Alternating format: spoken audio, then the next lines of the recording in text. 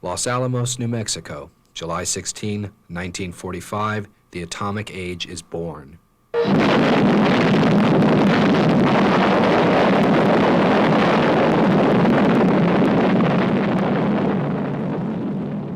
3 weeks later, on August 6, the United States drops the atomic bomb on the Japanese city of Hiroshima. August 9, another is dropped on Nagasaki. In the span of 3 days, 130,000 Japanese men, women, and children are killed. Over the next 5 years, nearly 250,000 Japanese people die from radiation. The war ends, but the world is changed forever. To commemorate the 50th anniversary of the bomb, the Smithsonian Institute planned an exhibit for its Air and Space Museum. At the center of the exhibit would be the Enola Gay, the B-29 that bombed Hiroshima. It would hang from the ceiling of the museum. With the announcement of the exhibit, restoration began on what was left of the Enola Gay's fuselage. The plane had been abandoned in a Maryland warehouse for decades. The Air and Space Museum specializes in the history of American aviation and space exploration. Each year, more than 1.5 million people come here. The exhibit was ambitious. It boldly questioned the decision to drop the bomb. As with previous exhibits, the Smithsonian commissioned a panel of historians, chosen this time to tell the story of the bomb. In January of 1994, they completed a 500-page text.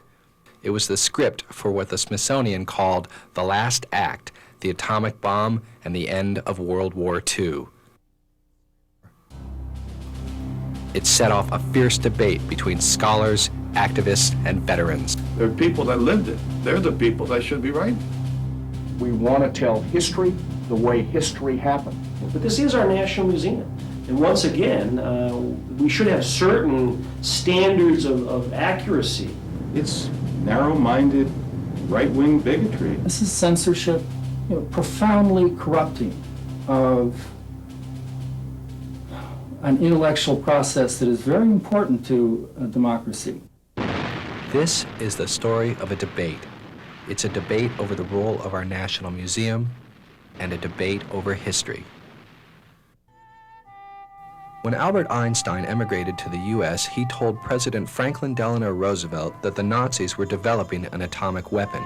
Soon after, Roosevelt commissioned what came to be called the Manhattan Project. In 1941, work on the atomic bomb began. At Columbia University, the nation's leading physicists labored to develop a weapon that would shatter the enemy. On April 12, 1945, Roosevelt died.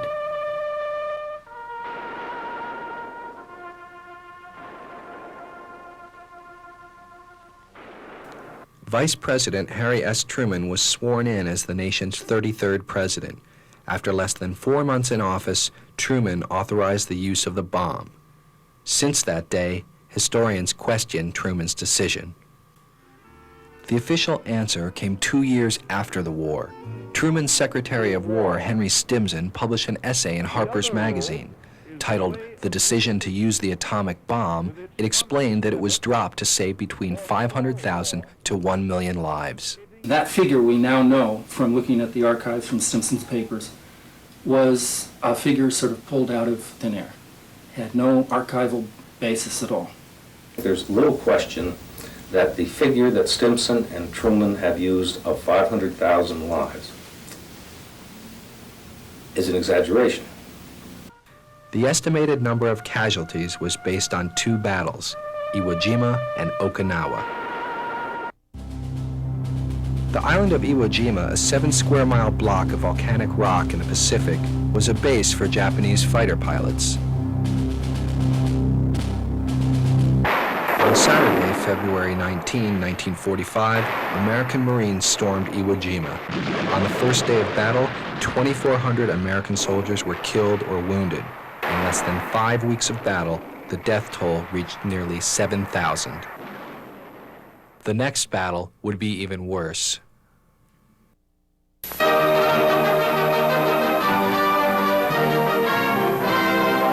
Headquarters of United States Admiral of the Fleet. I was always seasick, so When we landed on Okinawa, believe me, I was glad to get off that ship. I was very glad. The Japanese war code was foreign to the American military. Japanese soldiers were ordered to fight to the death. In the war's twilight, Japan's chief of staff said he would rather see his nation crumble like a beautiful flower than surrender. At Okinawa, we took tremendous casualties in that invasion. Some particular units going into Okinawa suffered losses of 85% of the units coming ashore. Now that's equivalent to the worst losses in the American Civil War.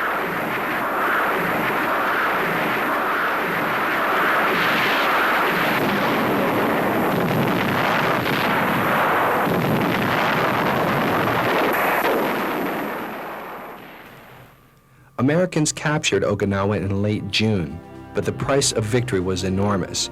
After 82 days of battle, more than 12,000 soldiers lost their lives. Japanese losses were far worse. As many as 100,000 were killed. The Americans were preparing for the final battle, invading Japan. But American military leaders were wary. Intelligence cabled Washington, warning that Japan's ongoing military buildup meant combat on the island would be a bloodbath. And Truman said, "I do not wish an Okinawa from one end of Japan to another." Instead, it is said Truman dropped the bomb to save lives. Long time no see. Baby, what's the reason I get the go by? Anybody that saves that many lives made the right decision then, right decision now, and it can be dropped again if it's needed. But some historians debate whether the bomb was really necessary. Before dropping the bomb, Washington knew high-ranking Japanese officials were seeking a diplomatic end to the war. Japan would surrender, but only on the condition they keep their emperor.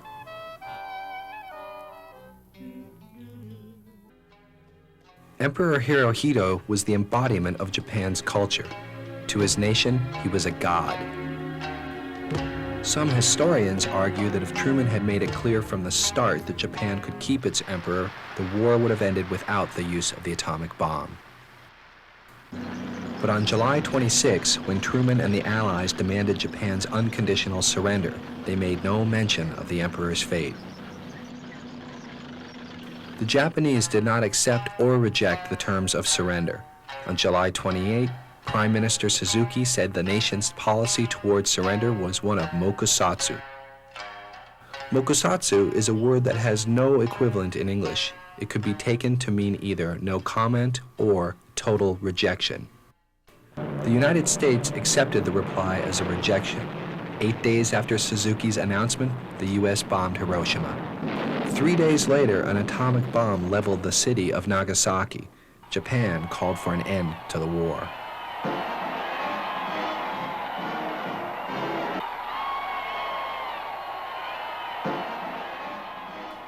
A document of surrender was signed aboard the USS Missouri. General Douglas MacArthur was present, but Emperor Hirohito was not.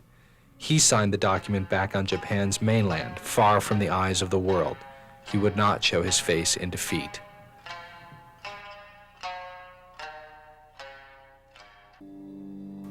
A few months ago, the Enola Gay was transported to Washington, D.C. The B-29 was to be the keystone for the Smithsonian exhibit marking the 50th anniversary of the atomic bomb. In addition to the plane, the exhibit was to be accompanied by pictures and text detailing the 2 months leading up to Hiroshima and Nagasaki. Photographs and text for the exhibit were compiled in a 500-page script. The Air and Space Museum's curators were satisfied with the results. They showed the script to veterans organizations. The Air Force Association was the first to respond. The historians and the curators at the Air and Space Museum were not doing their job.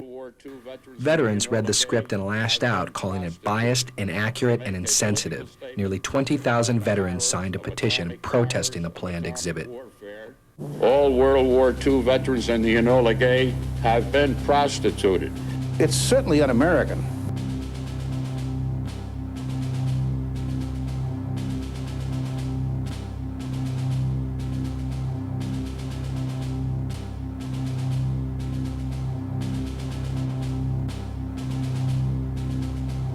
The military historians were not part of this. The MacArthur historians were not a part of this. The George Marshall historians weren't a part of this. The Truman historians weren't a part of this. Veterans' main contention was that the Air and Space Museum's curators portrayed Americans as sole aggressors in the war.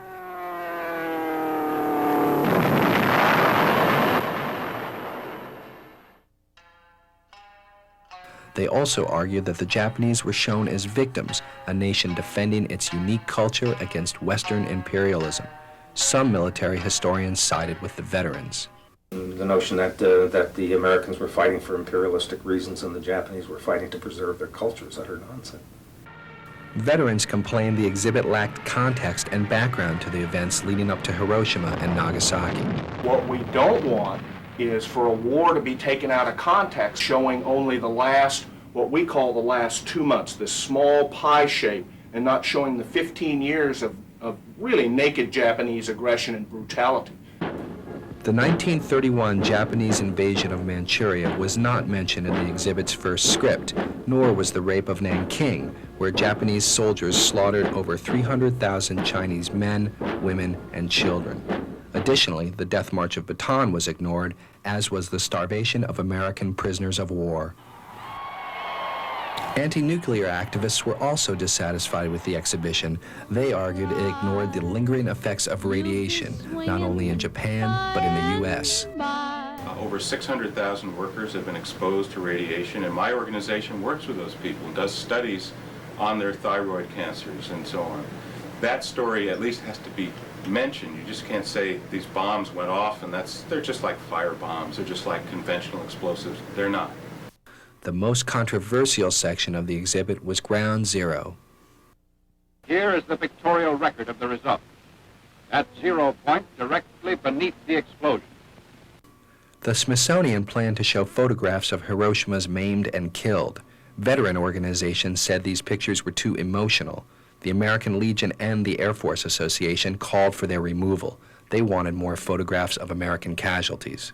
The curators were ambitious. They sought to present a number of revisionist interpretations of history. They highlighted what is known as a $2 billion theory.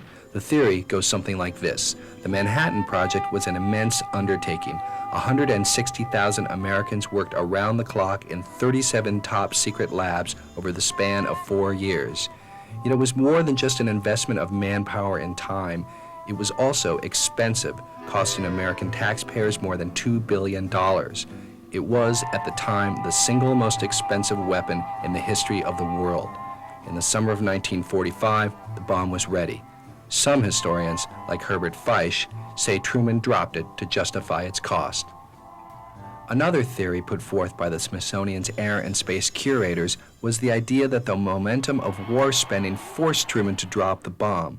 Although Roosevelt started the Manhattan Project, he never told Truman about it. Some historians argue Truman entered the Oval Office unprepared for the decision ahead of him. They say powerful members of Roosevelt's cabinet, including Stimson and Secretary of State James Burns, pressured the new president into dropping the bomb because they wanted to put it to use. Alongside these theories, Smithsonian curators also presented the theory of atomic diplomacy. Revisionist historian Gar Alperovitz says the bomb was dropped not to save American lives or to end the war. He says it was dropped to scare the Soviets.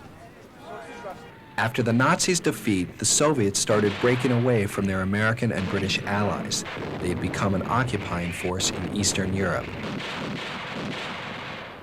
On July 26, 1945, 2 months after the fall of Germany, Truman, Churchill, and Stalin met in Potsdam. At the conference, the news from Los Alamos reached Truman. The first atomic bomb had been detonated. The Manhattan Project was a success. Truman feared the Soviets, but now he had the atomic bomb, and he could use it to control Soviet expansion. Revisionist historians say Truman dropped the bomb to demonstrate to Stalin and to the rest of the world the hegemony of the United States. Dropping the bomb, say revisionists, was the first act of diplomacy in the Cold War. The atomic age was born.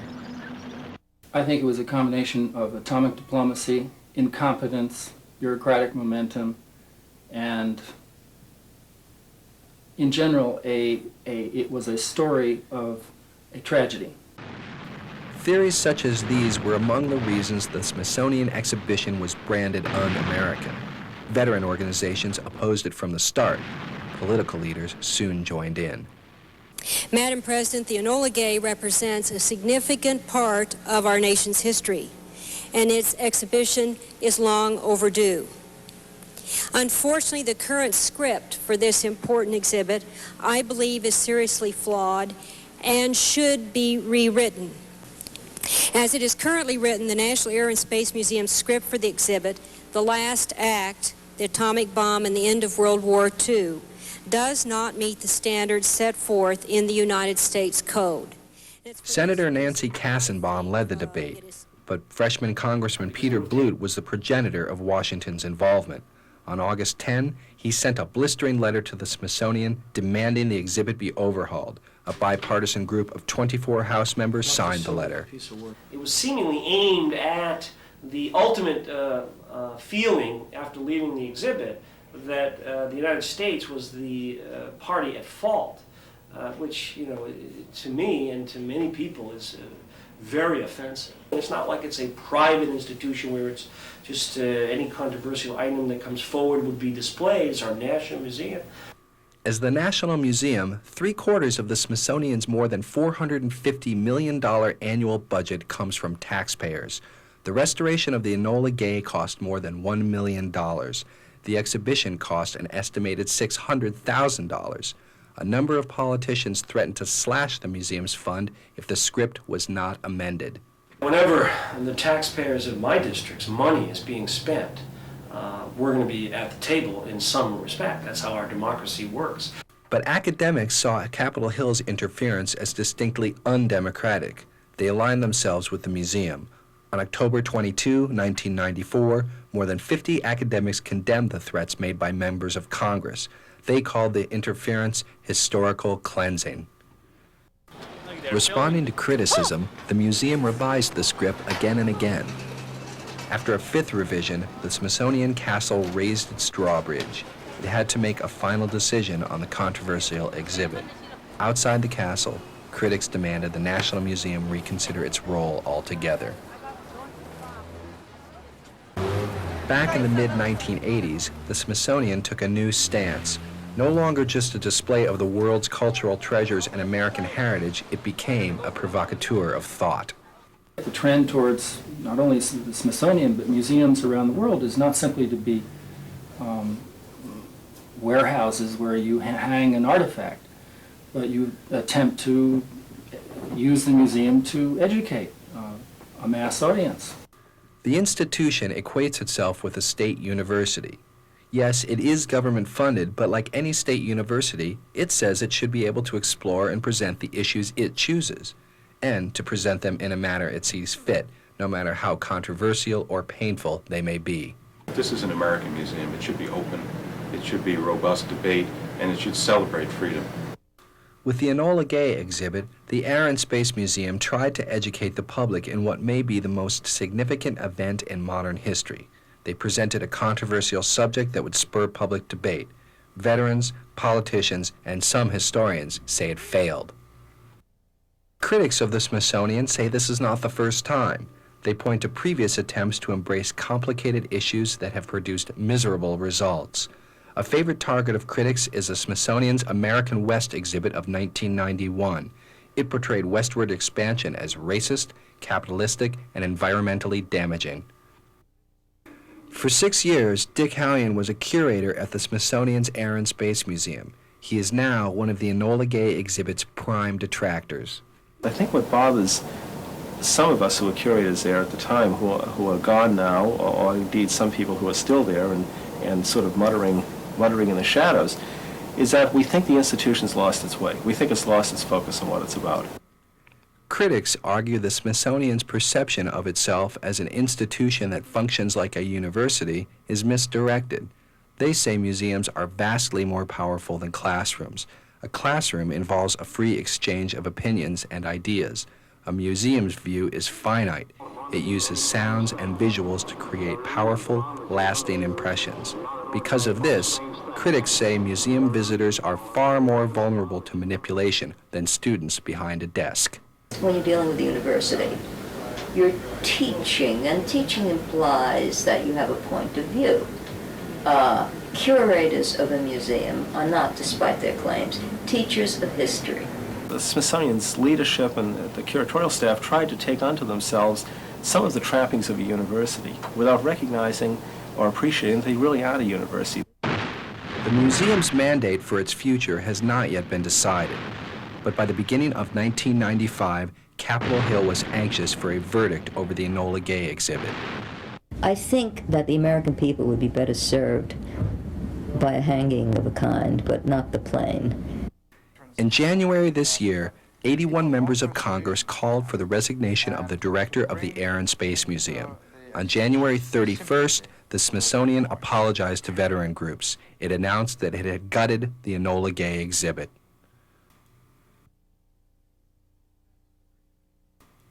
When the exhibit opens in May, there will be no debate over Truman's reasons for dropping the bomb.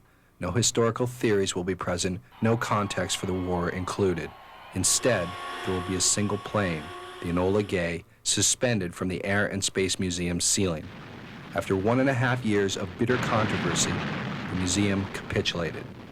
It now had 4 months to hang a plane.